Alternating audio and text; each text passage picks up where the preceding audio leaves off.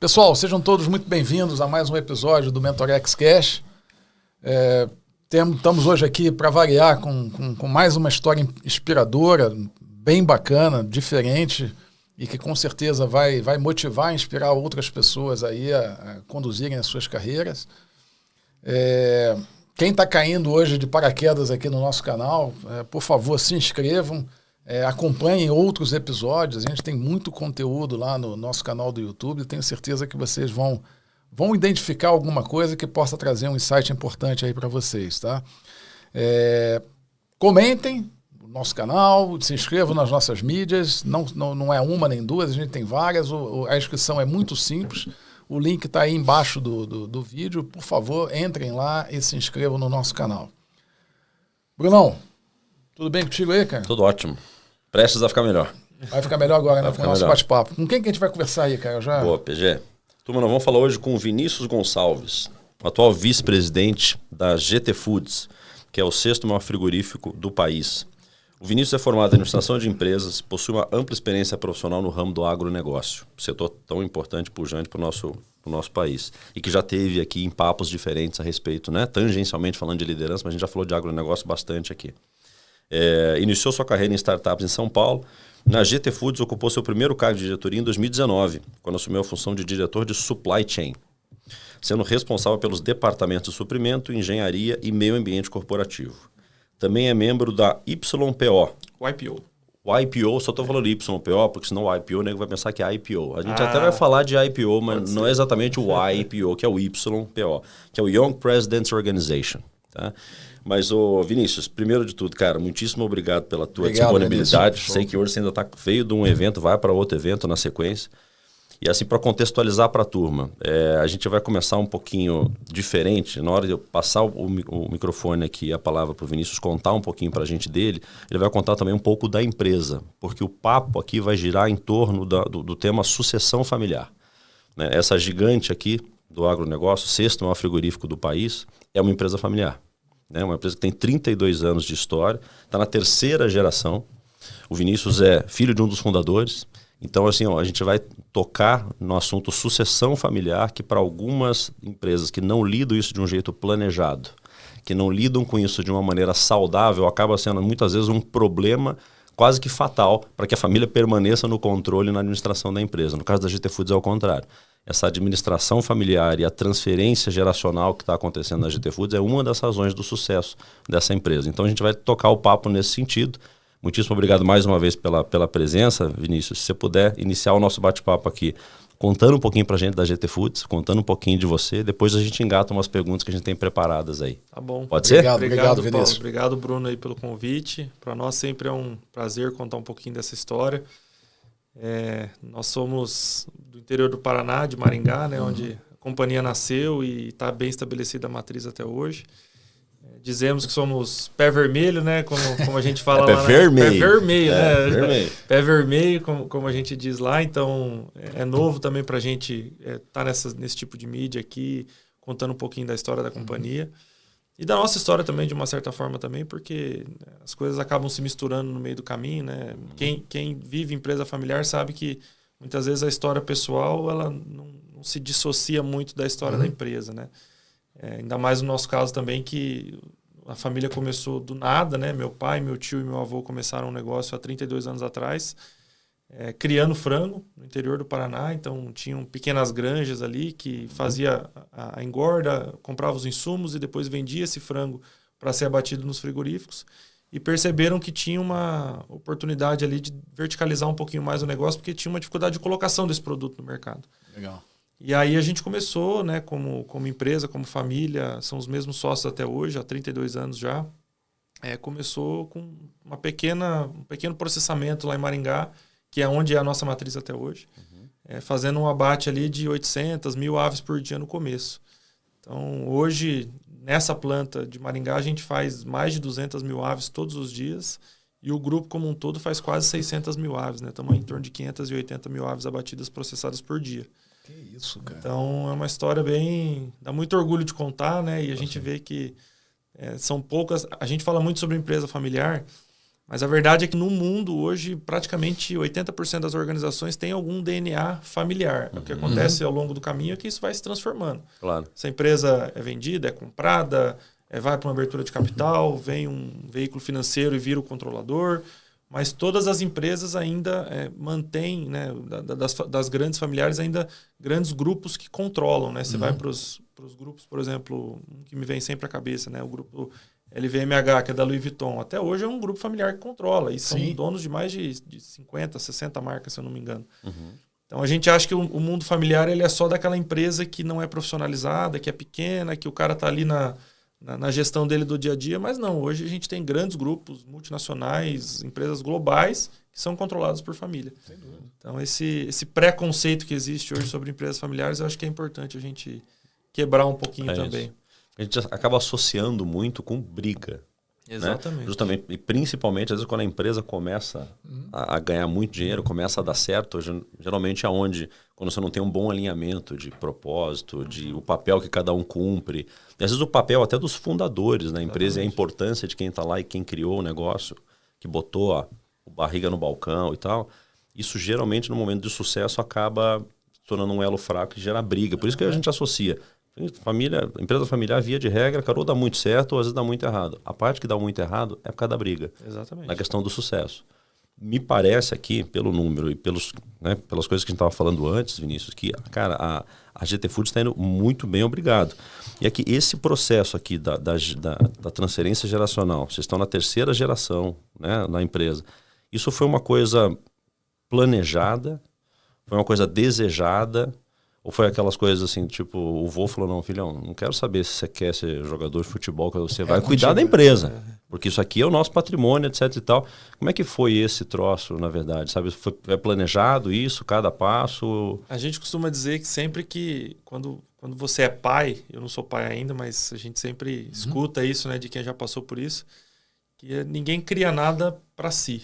É difícil você pensar assim, não, eu estou fazendo um negócio que é para mim, porque eu quero usufruir disso pro resto da minha vida. Geralmente, quem tem esse perfil mais de empreendedor, que é o nosso caso lá dos fundadores, geralmente cria muito pensando no legado que vai deixar, né? Na história que vai deixar, no impacto que vai causar na vida das pessoas. É óbvio que, no princípio, essa não é a motivação principal, né? Mas com o passar do tempo, conforme o negócio vai crescendo, isso acaba se tornando algo importante. Mas, sem dúvida que a pressão ela existe, né, para ter uma continuidade do negócio. Isso a gente nunca veio nem deles, fundadores, nem de nós, como algo que tem que acontecer. É algo que, obviamente, eles desejam. Queremos que vocês tenham a oportunidade de dar continuidade nessa história. Mas a gente também, do lado de cá, também sempre diz. Falou, cara, tem que querer muito. Tem que querer muito. Até porque vocês vivenciaram. Porque se querer mais ou menos, é melhor não ir. É melhor não vai perder seu tempo lá, vai fazer outra coisa da vida, coloca uma sucessão, uma gestão mais profissionalizada, acompanha os resultados. Porque o desafio, eu costumo dizer assim, né? No nosso caso, que a gente está no dia a dia da operação, a gente costuma ter 3 chapéus. O chapéu do executivo, do cara que está ali no dia a dia, que executa, que faz, que toma decisão sobre o negócio todos os dias. O chapéu do acionista, que é o chapéu que vai dizer o seguinte, o que eu, como acionista, dono de um negócio, quero extrair disso aqui, que tipo de retorno eu quero ter, eu vou continuar, eu tenho a opção de tirar meu recurso de lá e fazer outro tipo de investimento.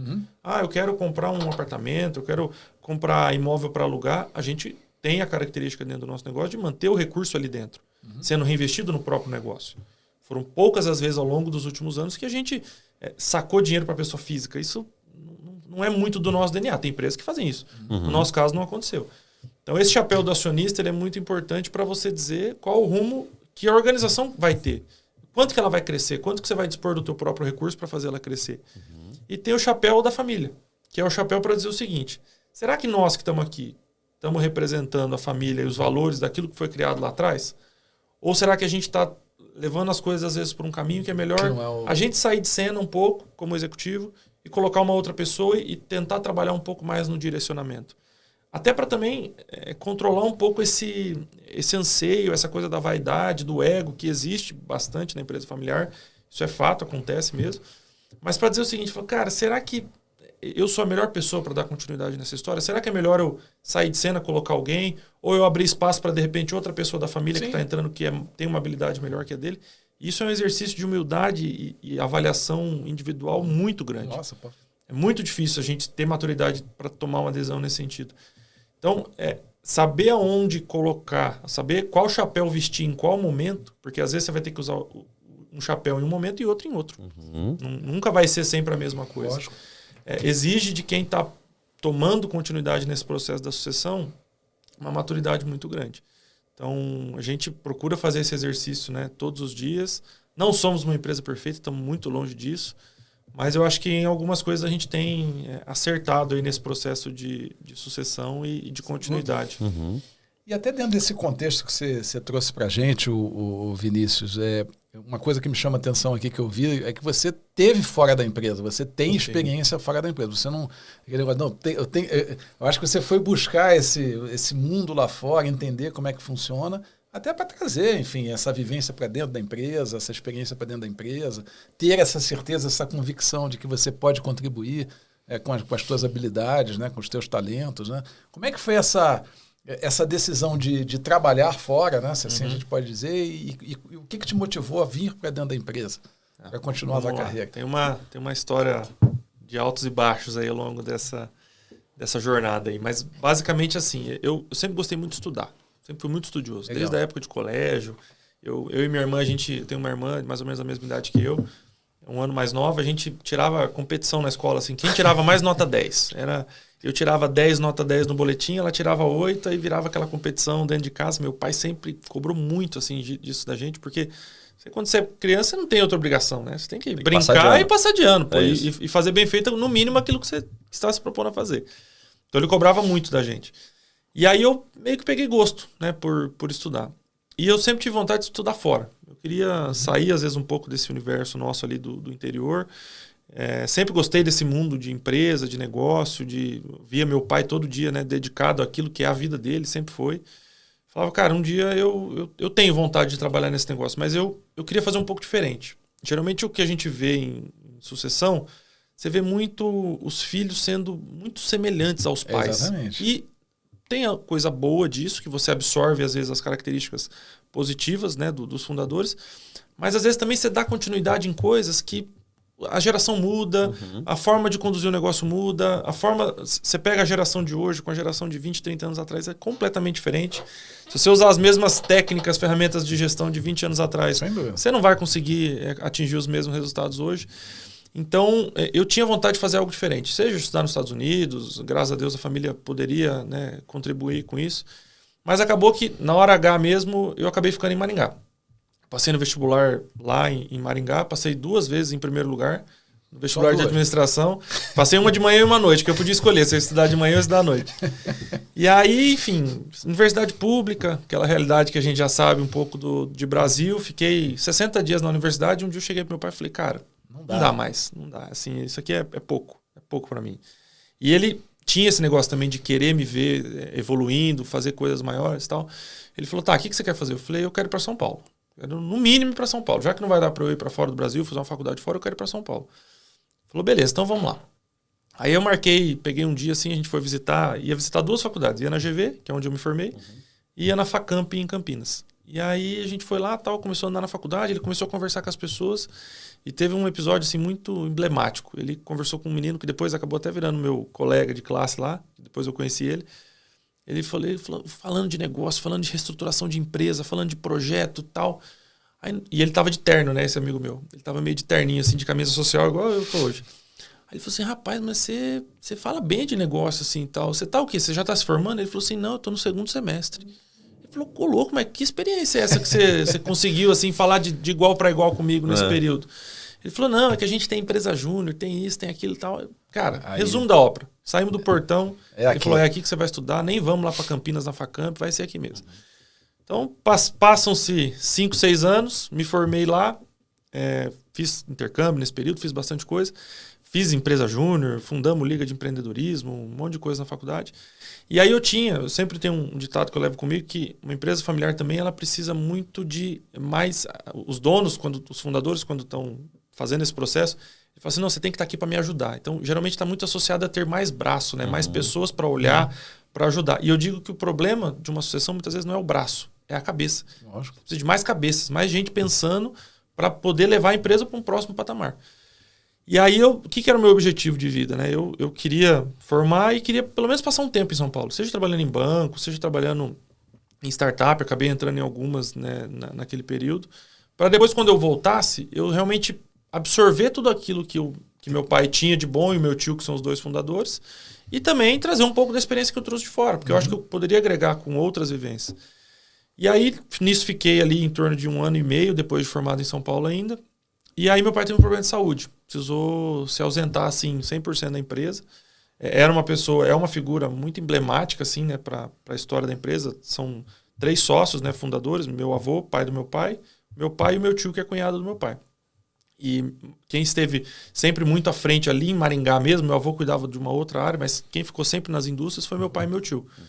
Então, eles eram figuras muito emblemáticas, assim. Então, quando meu pai saiu, ficou um buraco, assim, na empresa, sabe? Todo mundo sentiu muito a falta dele ali. E aí eu acabei tomando a decisão, né? Eu sempre digo que eu tomei, né? Ninguém me forçou a isso. Eu já estava um período, já estava formado. Falei, agora é hora de voltar, então. Já que não tem ninguém para me substituir ou para dar continuidade, eu acho que agora é a hora de estar aqui. E aí, em 2018, voltei para a empresa. Que legal, e aí estou lá até hoje, aí, tocando dia a dia. E um negócio que você falou que eu tenho uma curiosidade, Vinícius, em relação ao papel ou à participação ainda dos fundadores da empresa. Ainda participam de alguma forma, conselho, estão no dia a dia de alguma forma, ainda o DNA ainda dos fundadores ainda está de algum jeito? O que a gente fez, né? A gente, em 2016, criou um conselho de administração. Eles eram os 2 principais executivos, né? Meu pai e meu tio. Meu avô tocava outra parte da empresa. E aí eles foram para um conselho de administração naquela época. A empresa passou por algumas dificuldades e tal. Eles acabaram saindo um pouquinho da gestão. Meu pai teve esse problema de saúde, saiu 100%. E aí ficou só o meu tio, que é um dos fundadores junto com meu pai. Então, e eu sempre digo assim, um dos meus maiores receios quando eu fui voltar para Maringá era essa questão de ter autonomia para trabalhar. Falava, cara, vai ser muito difícil. Meu tio não vai deixar a gente fazer as coisas, vai ficar empatando, tal, vai ficar impedindo, não vai dar vontade, né? Você vai ficar meio, putz, quero fazer isso, não dá, tal. E eu sempre digo que a gente foi muito sortudo. A gente conseguiu, assim, muita autonomia. Quando eu digo a gente, né, somos 2 sucessores principais hoje, temos outras pessoas da família, mas 2 que estão à frente do negócio, que somos eu e meu primo, Rafael, que é o presidente, eu sou vice-presidente, ele é o presidente hoje. A gente sempre teve muita autonomia para trabalhar. Do nível, assim, de eu achar que putz, a gente não ia conseguir tomar uma decisão, às vezes, de poucos milhares de reais e no primeiro ano a gente já estava tomando decisões de milhões dentro da empresa. E aquilo dá um receio, né? Você fica com dá um friozinho na barriga ali, claro. Você fala, putz, cara, até ano passado era o dono, o fundador que estava tomando essa decisão, hoje sou eu. E se eu fizer um negócio errado aqui, né? Que legal, cara. Então a gente conseguiu, graças a Deus, bastante autonomia da parte deles, óbvio, muito associada à confiança que eles foram desenvolvendo para ir soltando a corda, soltando a rédea, mas também é porque a gente estava mostrando resultado, estava mostrando que estava conseguindo fazer um trabalho. Então, foi muito nessa linha. Assim, eles são presentes, muito menos do que já foram, mas o peso da responsabilidade, da palavra, do desejo deles ainda é muito respeitado, ainda dentro da empresa, com certeza. E acho que isso é uma questão... Meu tio tem uma frase, né, que ele usa muito, que é feliz do jovem que tem um velho ao seu lado e feliz do velho que tem um jovem ao seu lado. Porque é justamente esse complemento que eu acho que ajuda a sucessão a acontecer de forma mais suave, né? Porque vão ter problemas, né? Essa semana a gente teve dificuldade lá com vários assuntos de sucessão. Mas se na balança isso conseguir ser positivo, o negócio vai para frente. Lógico. E tem também o componente de você também com o seu primo, no caso, o Rafael, que você mencionou, você também tem que ter uma baita sintonia, né? Que tem que ter todo esse conceitual que você trouxe, mas, enfim, no dia a dia lá, na vida como ela é... Isso é outra coisa engraçada. Envolve que vocês também, cara, agora nós não somos primos, aqui nós somos sócios executivos. Temos que fazer a coisa acontecer, né? Isso é outra coisa engraçada, né? Que eu tinha 2 receios. Um era esse, de não ter autonomia, e o segundo era me dar bem com o Rafael. Porque quando a gente era pequeno, a idade é muito próxima, né? Ele é de 94, eu de 95, minha irmã é de 96. Então a gente sempre conviveu muito junto. E, cara, a gente brigava, assim, mas de sair na porrada. Eu e ele. Saía, era soco, tapa, era feio o negócio mesmo. Falei, cara, eu vou trabalhar com esse cara, não vai dar certo. A gente nunca se deu bem, não vai ser agora que vai funcionar. E foi assim, nossa, tenho que falar hoje, assim, a gente se dá muito bem.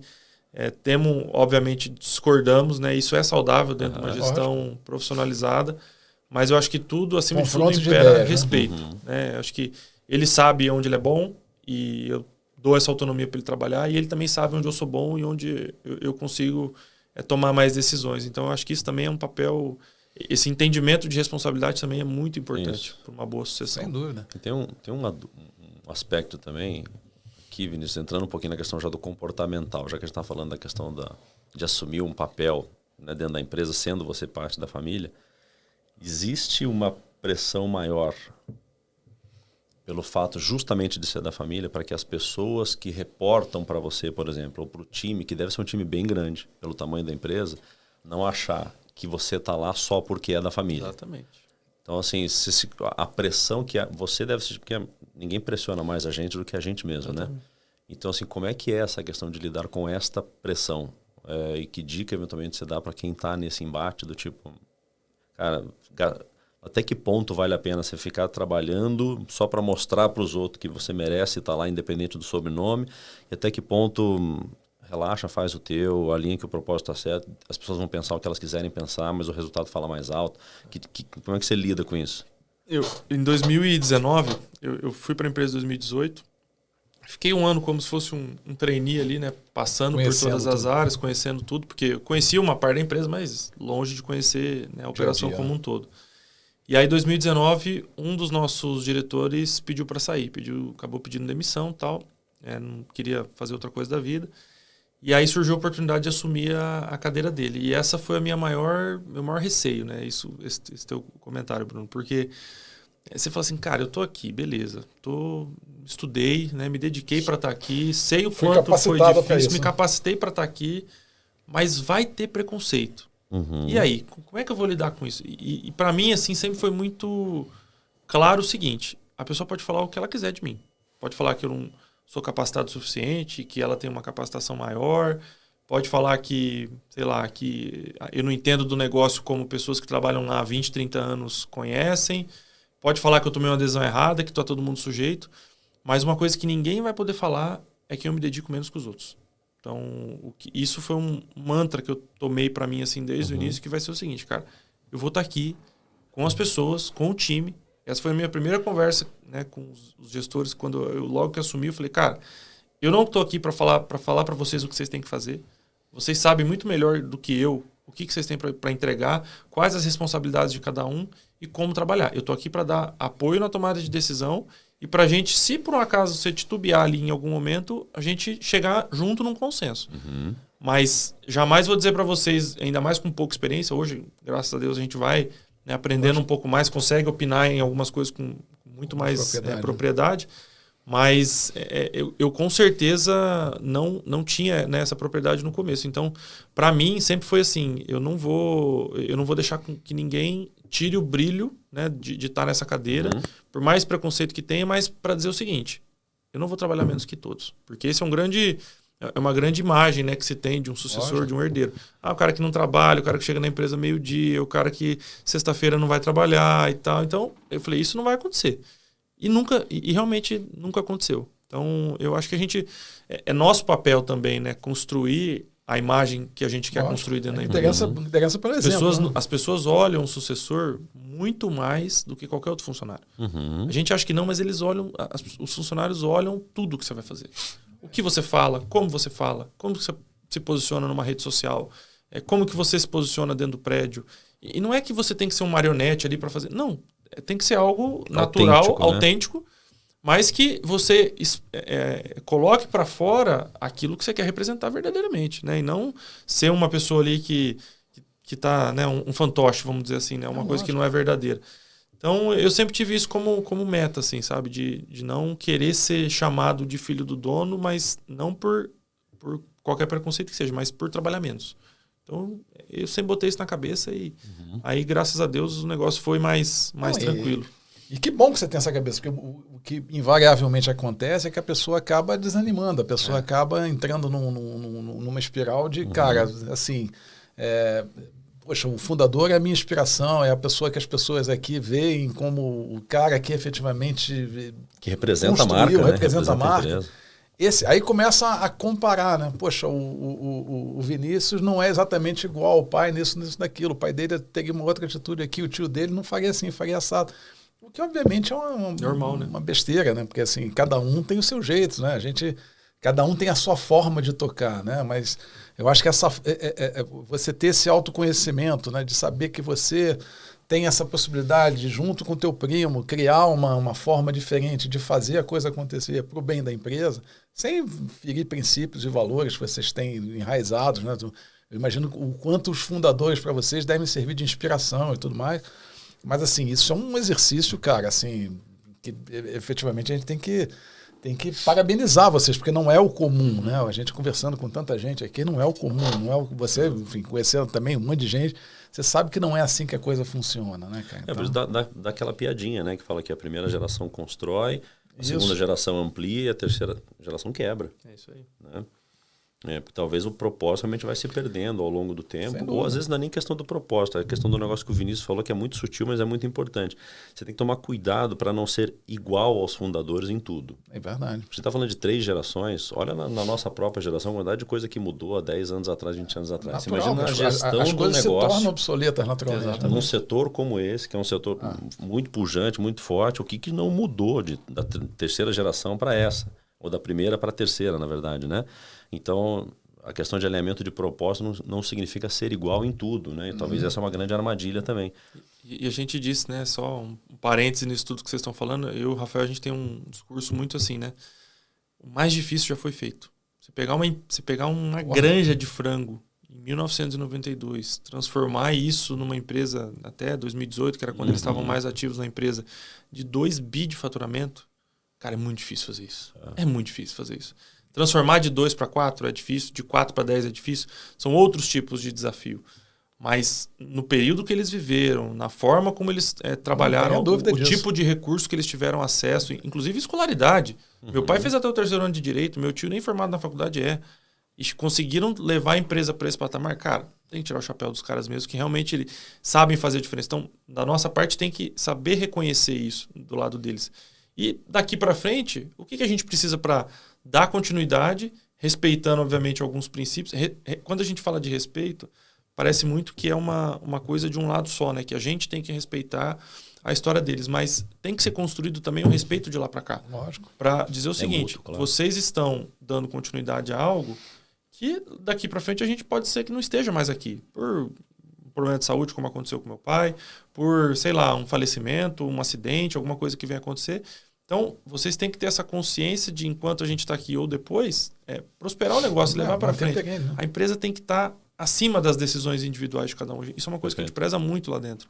Parece um discurso batido, mas realmente, assim, se você coloca o interesse da companhia, do grupo como um todo, acima do seu individual, a chance do negócio, sabe, progredir, prosperar é muito maior. Claro. E falando até assim da gente... tomar cuidado para não adotar determinados mindsets como únicos, né? Em relação... Aí estou falando de middle management para cima. Vocês também ter como política ou regra, ter um balance de pessoas da família e pessoas de mercado? Ou isso é naturalmente, independente se a pessoa é da família ou não é irrelevante? O que importa é o que a pessoa traz para o jogo. Como é que vocês fazem essa... As competências que as pessoas trazem para o jogo. Como é que vocês fazem isso, Vinícius? O saudável é ter a mescla. Né? Tá. Então, por exemplo, em diretores hoje, né? Quando eu digo diretor, vice-presidente e tal, nós somos em 7. São 5 de mercado e eu e o Rafael como pessoas da família. Dos diretores para outros cargos, aí nós temos pessoas que são gerentes, que são da família, nós temos pessoas que estão começando agora e receberam uma oportunidade para começar a trilhar uma carreira numa área comercial, numa área de produção. Não são tantos assim, né? Fora, por exemplo, eu e o Rafael, nós temos, pelas minhas contas, acho que 4, 5 pessoas assim que têm alguma relação com a família dentro do negócio hoje. Mas a gente preza muito por isso. E isso é uma coisa que eu acho que a gente faz bastante diferente deles assim no passado. Você imagina que até uma empresa de 2 bi de faturamento, até 2018, a decisão praticamente única, final, era tomada pelos dois. Isso eu estou falando de fazer um investimento numa planta de 10 milhões de reais ou de dar um aumento de salário para um funcionário de 300 reais. Esse nível de decisão concentrava nos dois. Entendi. Com o tempo, uma coisa que a gente começou a fazer é justamente aquele negócio da autonomia com responsabilidade. Então, beleza, você vai cuidar disso aqui? Você vai cuidar disso aqui, mas a tua meta é essa, a tua responsabilidade vai até aqui, e a gente não tem problema nenhum consensar a decisão e assumir risco, desde que você saiba até onde você está indo, até onde você pode ir, e até onde você acha que é interessante você dividir o risco com a gente também. Então, dentro da diretoria hoje, nós estamos num time bastante alinhado assim, de diretores, pessoas. Tem pessoas que construíram a sua vida dentro da empresa, temos diretores que estão lá há 20 anos, temos diretores que vieram de mercado e estão trazendo uma experiência um pouco diferente, e tem pessoas que a gente está trabalhando ali para, quem sabe, um dia chegar nessa posição. Então, a gente preza muito por esse debate de ideias, né? E isso é de verdade mesmo, não é da boca para fora, não.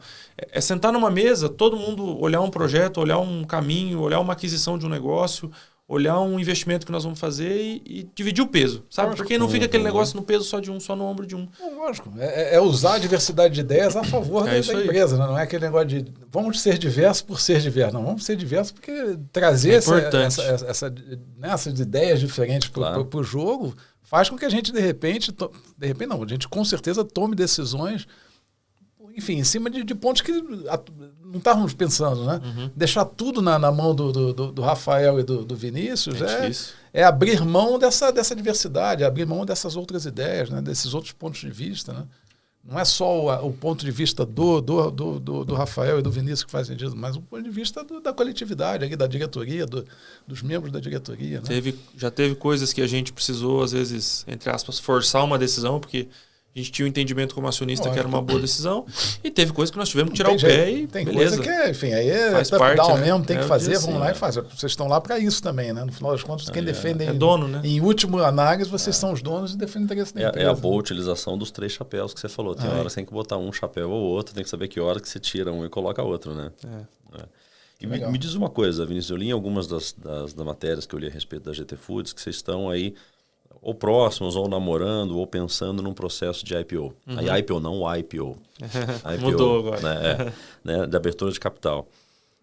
Isso é uma das coisas que vocês estão entendendo como é um caminho natural das coisas, ou é meio que uma necessidade, porque nesse mundo, a gente está falando de frigoríficos todos, se não todos os que estão acima de vocês do ranking, ou os que estão nessa... A maioria deles já tem capital aberto, então é uma coisa que o mercado está impelindo vocês a fazer.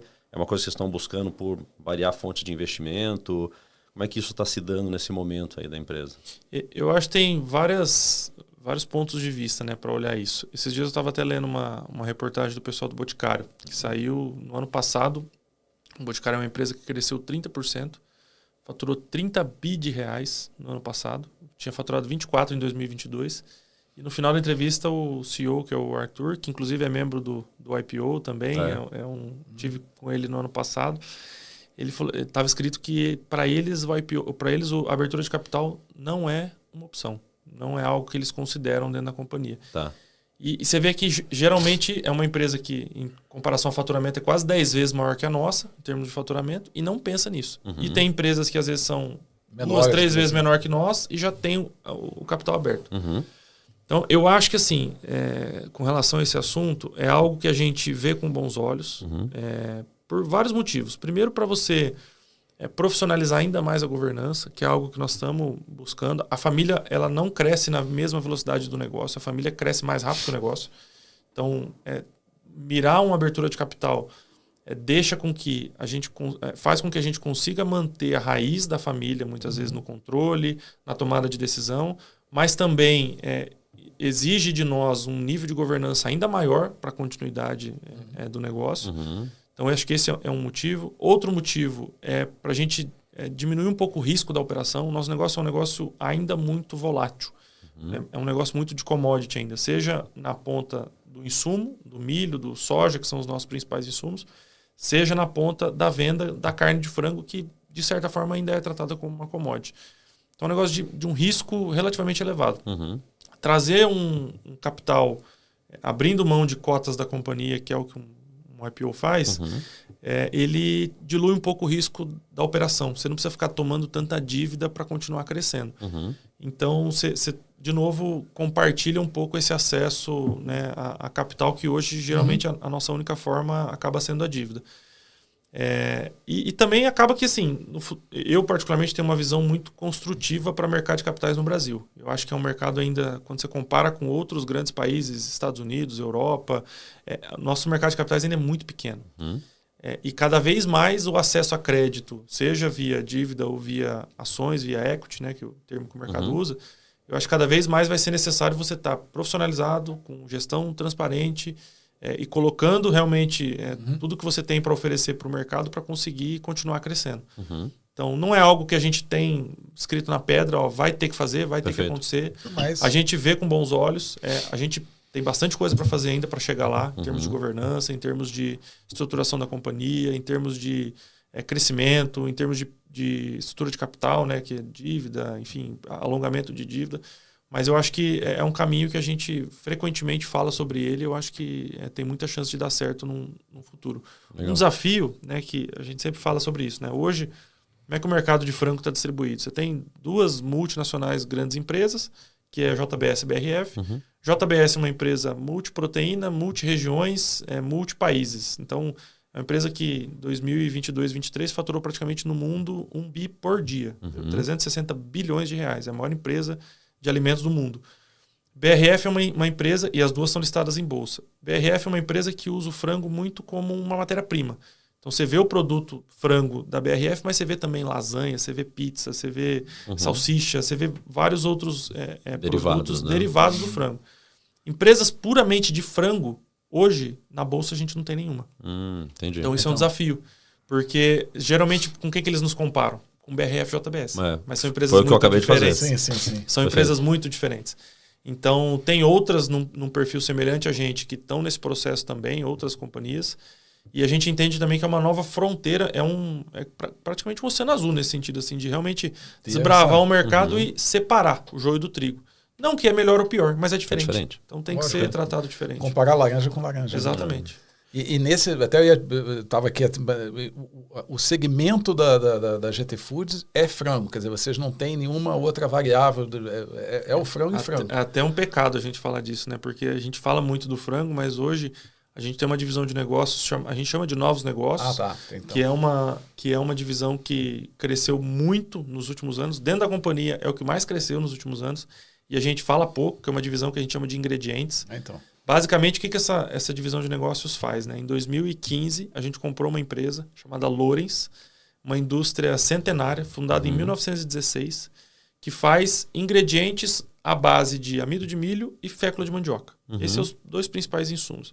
Então, onde a gente está presente? A gente está presente na maltodestrina da academia, a gente está presente no porcelanato do piso, a gente está presente na extração do poço de petróleo, lá da Petrobras. A gente está presente no sorvete para dar um dulçor para o sorvete. Tudo isso, ingredientes para outras indústrias, base amido de milho e base fécula de mandioca. Esse negócio, quando nós compramos em 2015, faturava 35 milhões por ano. 2022, nós fechamos com um faturamento de 350 milhões, com 2 aquisições que nós fizemos nos últimos anos. Então, hoje é um negócio que representa aí praticamente 10% do faturamento da companhia. Cresceu muito e é um negócio que a gente vê também com olhos maravilhosos, assim, porque tão diferente quanto o frango, é um negócio que está muito menos exposto a commodity. Então, uma vez que a gente entra numa formulação de um cliente, na tabela nutricional dele, para a gente sair de lá, cara, é difícil, demora.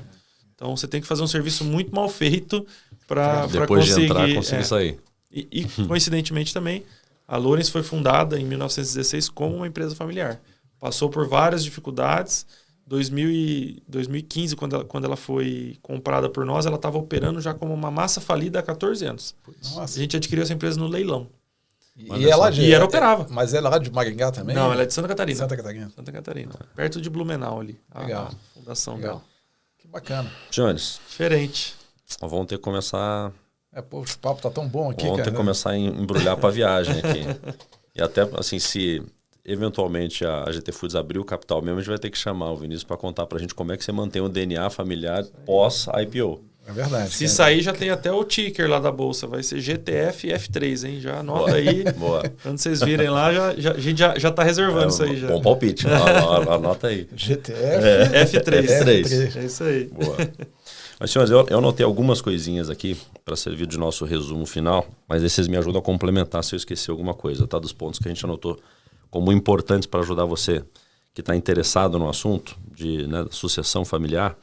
A gente anotou algumas coisas aqui. Por exemplo, a gente falou muito de legado, né? E a comparação que o Vinícius fez com a empresa foi a mesma comparação que quem é pai e mãe faz com relação a filho. A gente não cria filho para a gente cria para o mundo. A gente também não cria a empresa, um business só para a gente ou para a família. A gente cria para o mercado, cria para a comunidade, cria para o mundo.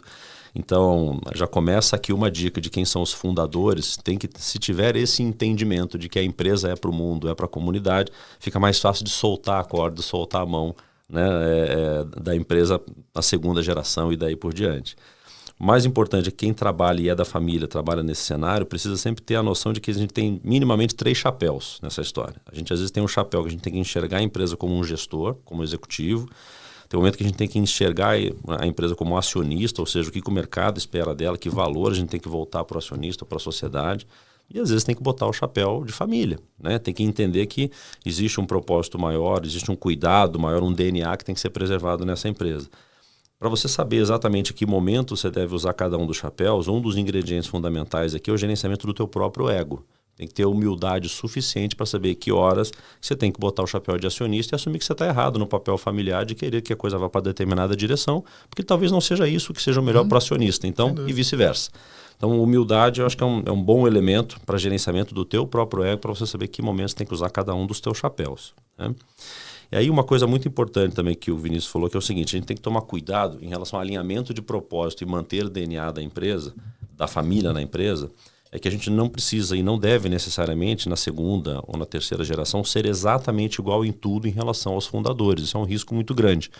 Porque minimamente falando, o mercado muda muito de uma geração para outra, muito.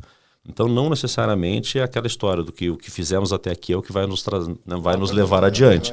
Então, não precisa respeitar exatamente ou fazer absolutamente tudo igual geração para geração, tá? Por exemplo, a mescla de origens é super saudável, tanto de formação das pessoas dentro da empresa, como em participações dos departamentos da empresa, e até pessoas de fora fazendo esse balance de gente dentro da família, gente de fora, porque perspectivas externas são sempre bem-vindas nessa mescla de origem, né? E também para descentralizar algumas decisões, que é importante para dar agilidade e vazão em alguns assuntos importantes da empresa. O Vinícius deu um exemplo para a gente aqui, que em algum momento da empresa, num passado bem recente, às vezes os fundadores eles tinham que decidir absolutamente tudo, até às vezes um aumento de R$300, R$1.000 para um funcionário tinha que passar na mão dos gestores, dos fundadores. Isso é um baita de um gargalo que você pode estar impondo para a sua própria empresa. Então, garantindo que quem está fazendo parte ali do board decisório, seja ele da família ou não, são pessoas que estão lá por mérito, por capacidades que trazem para o jogo, independente de ser ou não da família, vai soltando realmente a mão aos pouquinhos, né? Garantindo que o DNA não está se perdendo, mas a gente cria a empresa para o mundo, a gente cria a empresa para a comunidade, a empresa tem que crescer e saber andar sozinha.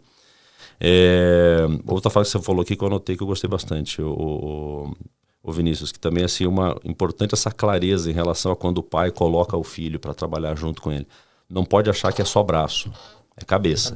Você está botando o teu filho ali só porque você precisa de braço, efetivamente você pode gerar até uma frustração no teu filho, que vai sentir que ele não tem autonomia, não gera confiança e tal, e a coisa pode não andar muito bem. As pessoas que você traz para perto de você na gestão da empresa, familiar ou não, você traz não por causa do braço, você traz por causa da cabeça. Então isso não muda em relação se o cara que está ali embaixo é teu filho, é teu primo ou é um desconhecido. Você traz pela cabeça, não pelo braço. E foi isso que eu anotei, cara. Pô, se eu pedisse um resumo pro chat GPT, não seria tão bom quanto esse, cara. Não, mas isso aí mesmo. É o ponto alto aqui do podcast, são esses resumos do Bruno. Fora, obviamente, os convidados, que hoje você deu um show aqui. Cara, muito assunto, né? Excelente. Bacana, que dá para derivar vários outros papos aqui, né? Assim, a gente não faltaria assunto aqui, né, Bruno? Muito bom, cara. Puta, Vinícius, foi um prazerzaço ter você aqui. O papo, você viu, rolou fácil pra caramba, a gente nem viu o tempo passar. Que bom. Mas nesses minutinhos finais, queria que você aproveitasse, cara, o microfone é teu. Se quiser dar algum recado, contar pra gente o que você está aprontando, os próximos passos da GT Food. Já o GTF3 a gente já anotou. GTF3 aí, GTF3. O microfone é teu, cara. Tá bom. Não, mas acho que você conseguiu resumir bem, Bruno, assim, um pouco do nosso desafio ali hoje. Grandes projetos de futuro, acho que, né, a abertura de capital é um deles, a gente pensa muito sobre isso. Não como um fim, mas como um meio, né, para continuar essa história e para continuar levando a companhia adiante. A gente está num momento hoje de fortalecer ainda mais essa governança. Estamos no momento de trabalhar muito a nossa marca. Hoje a gente está saindo daqui, eu vou para uma feira que está acontecendo aqui em Curitiba. Então, vamos lá, porque nossos produtos estão sendo expostos, estamos apresentando vários lançamentos. Uma coisa legal que, nessa linha de marca, esse ano a gente está investindo bastante no futebol. Que legal. Entramos com patrocínio no Santos Futebol Clube. Estamos lá na omoplata do Santos, lá como Canção Alimentos, que é a nossa marca que está, né, para o consumidor. A gente fala muito de GT Foods, mas a nossa marca que vai para o consumidor é a Canção Alimentos, né, que é a nossa marca principal. Estamos no Maringá também, que é a nossa cidade. Ali, casa, ali é obrigação, né? Não tem jeito, tem que estar lá no foi vice-campeão, inclusive. Os dois foram vice-campeões esse ano. O Maringá vice-campeão paranaense, o Santos vice-campeão paulista. Então, estamos trabalhando muito forte em marca, que é um trabalho que eu tenho certeza que vai surtir muito efeito ali na frente, né? Não existe empresa forte sem marca forte. Então, o GT Foods, graças a Deus, ao longo dos anos também ficou bastante forte como grupo, mas agora a gente precisa fortalecer bastante essas marcas de gôndola também para o consumidor ter acesso. E, enfim, acho que é isso, assim, né? Nós estamos nisso, aqui em Curitiba, onde eu encontro os produtos da... Olha, aqui em Curitiba você vai conseguir encontrar nas principais redes, Condor, no varejinho. Aqui em Curitiba tem uma particularidade, que aqui a gente consegue fazer um trabalho de varejinho muito bom. Varejinho que eu digo de uma caixa mesmo. Você entregar lá pro açougue uma caixinha. Às vezes você vai ver produto nosso lá embalado, num açougue, por exemplo, o tipo de apresentação do produto é diferente. Mas aqui a gente consegue fazer um trabalho muito diferenciado, assim, em termos de varejo. Então, mas eu digo assim, nos supermercados... nas grandes redes, Condor, Amigão... Estou até fazendo um jabá aqui para eles aqui. Mufato, a gente está presente em todas elas aí. Então, você vai procure por Canção Alimentos. Canção Alimentos. Legal, cara. Obrigado, pessoal. Muito obrigado. E parabéns pela história da empresa. Realmente é bonito de ver. Às vezes, assim, a gente fala aqui e não dá... Não consegue, às vezes, tangibilizar a dimensão disso tudo, né? Quer dizer, sair do... Nem você começou ali, cara. Começou ali com as coisas, uma coisa bem pequenininha, e virar um império desse, na realidade. Né? Uma empresa, enfim, com faturamento bilionário.